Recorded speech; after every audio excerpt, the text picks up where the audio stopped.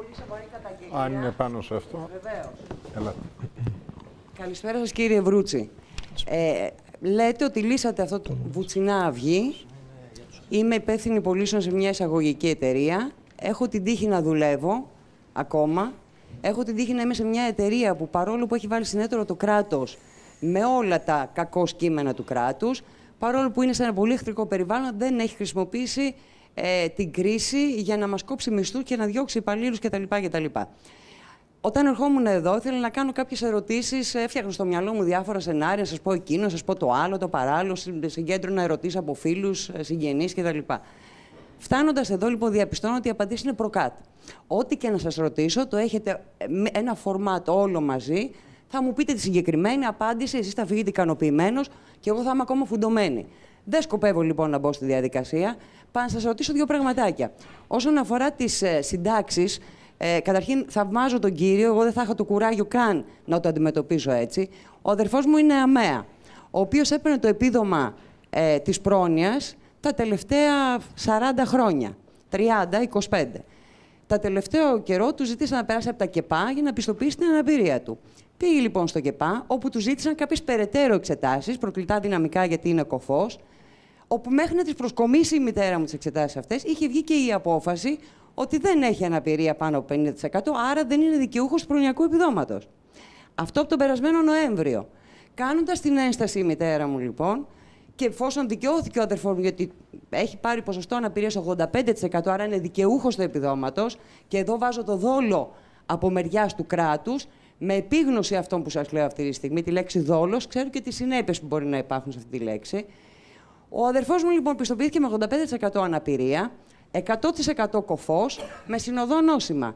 Και σήμερα που πήγε για να εισπράξει τα χρήματα ή για να βεβαιωθεί ότι θα πάρει τα χρήματα, του είπαν ότι τα αναδρομικά δεν θα τα πάρει, αλλά θα πάρει από το Σεπτέμβριο μέχρι όταν πληρωθεί, διότι δεν ήταν ανάπηρος για το μεσοδιάστημα. Εγώ αυτό το θεωρώ απάτη από μεριάς του κράτους, απάτη, και το θεωρώ ντροπή, ειδικά για τα άτομα με αναπηρία, διότι τα άτομα τα συγκεκριμένα χρήζουν ιδιαίτερης φροντίδας και προστασίας. Δεν είμαι αμαία, είμαι αρτιμελής, παλεύω για τη ζωή μου, και αυτά που ήθελα να σας πω είναι το εξής. Τελειώνω, κύριε Χατζηνικόλα, είμαι πολύ γρήγορη. Κοιτώντας τα μάτια έναν άνεργο από 45 ετών και άνω, μπορείτε να του πείτε κάτι για την καταδίκη που του έχετε κάνει εσείς σε αεργία για το υπόλοιπο της ζωής του? Όχι. Μπορείτε να πείτε κάτι σε μένα που στα 48 μου χρόνια καλούμε να συντηρήσω μια τετραμελή οικογένεια με έναν μισθό και να λέω ευχαριστώ στον εργοδότη γιατί τον ευχαριστώ γιατί το παλεύει και αυτός μαζί με μένα? Δεν έχετε να μου πείτε κάτι, γιατί ό,τι και να μου πείτε θα είναι ψέμα από μεριά σας, γιατί βλέπω όλες σας τις απαντήσεις ότι έχουν μια συγκεκριμένη φόρμα. Μέχρι να τελειώσει η εκπομπή και να σηκωθείτε να φύγετε από εδώ.